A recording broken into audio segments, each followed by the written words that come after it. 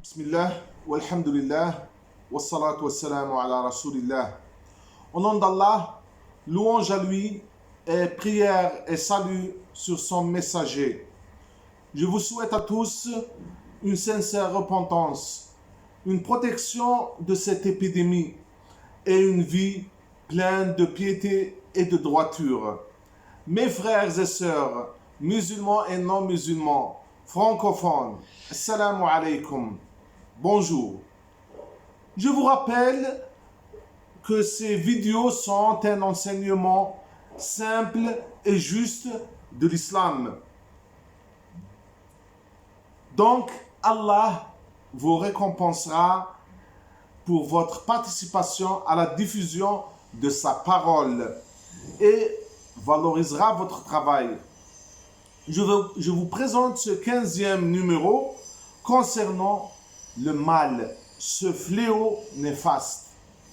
L'islam cherche l'intérêt des humains et leur prospérité avec la condition que ça ne contredit pas ses principes et ses règles. Il veut qu'un musulman atteigne constamment la perfection qui est attendue pour lui dans toutes ses affaires et situations,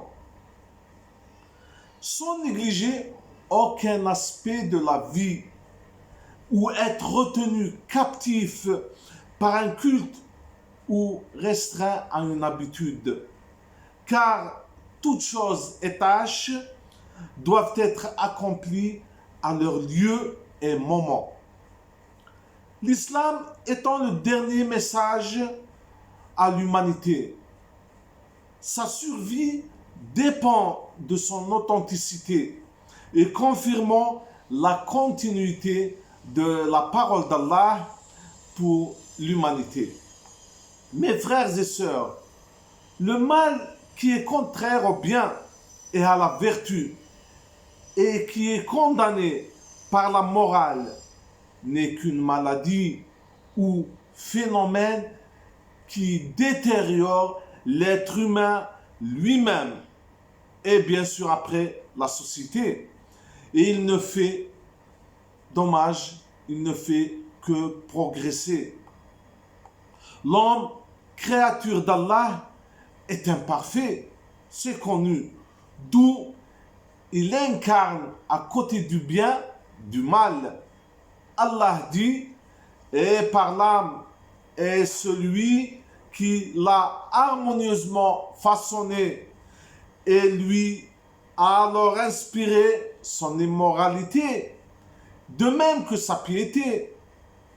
A réussi, certes, celui qui la purifie, et perdu, certes, celui qui la corrompt. Ash-Shams, du verset 7 au 10.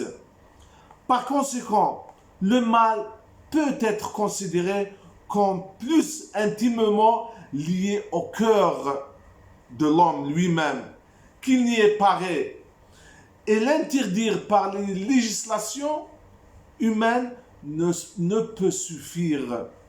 Si on dit si, pourquoi alors il y a toujours du mal? Et tous les législateurs l'interdisent.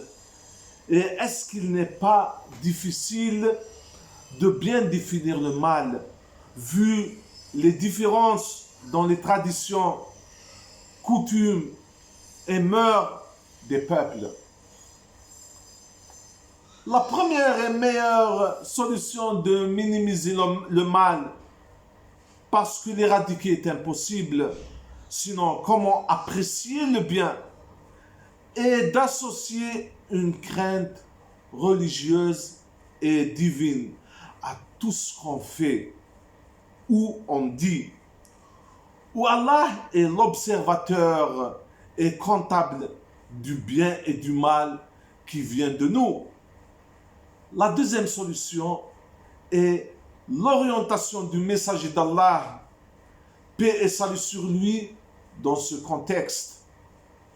Il dit dans un hadith que tout le monde connaît comme théorie sans trop l'appliquer. D'après Anas ibn Malik, qu'Allah l'agrée, le prophète, prière et salut sur lui, a dit: aucun de vous ne sera croyant jusqu'à ce qu'il aime pour son frère ce qu'il aime pour lui-même. Rapporté par Al-Bukhari et Muslim, miséricorde d'Allah sur eux. Mes frères et sœurs, un mal ne peut jamais être la source d'un bien. Mais obligatoirement, on peut changer un grand mal avec un moindre s'il y a garantie d'intérêt humain.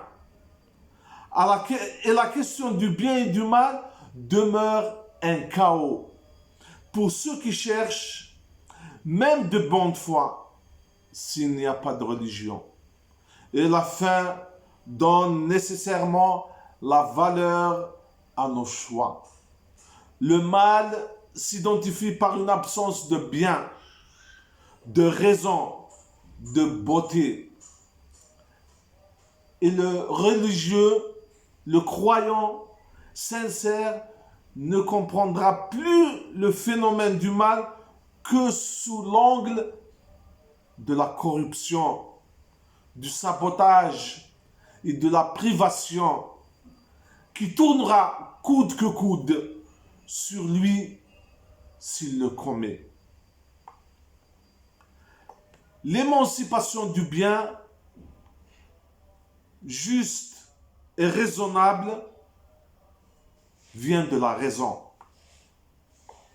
et nous indique l'origine du mal et développe en nous les dispositions au bien. Et si l'on commet le mal, c'est par ignorance de sa nature mauvaise.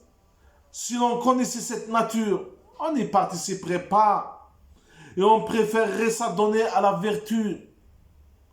Et ici, on doit apprécier la valeur du savoir. Même si la législation humaine rend complice les dispositions de l'oppression mutuelle entre les membres de la société, dans beaucoup de cas, la religion et la justice comme vertu personnelle qui détermine l'action juste est un bien pour celui qui la possède, en même temps qu'un bien qui appartient à autrui et à la société. Qu'Allah nous guide vers le droit chemin et nous protège de cette épidémie et du mal et de ces virulents dérivés d'une part, et le grand laxisme et le manque d'intérêt pour la prévention qui ne doit pas être d'autre part. Je vous remercie, frères et sœurs musulmans et non musulmans, de participer à la diffusion de la parole d'Allah à partir de ces vidéos. Faites des commentaires et abonnez-vous à la chaîne YouTube Islamo Facile. Et prière et salut sur notre maître Mohammed et sa famille. Et louange à Allah, Seigneur des mondes. Et salam.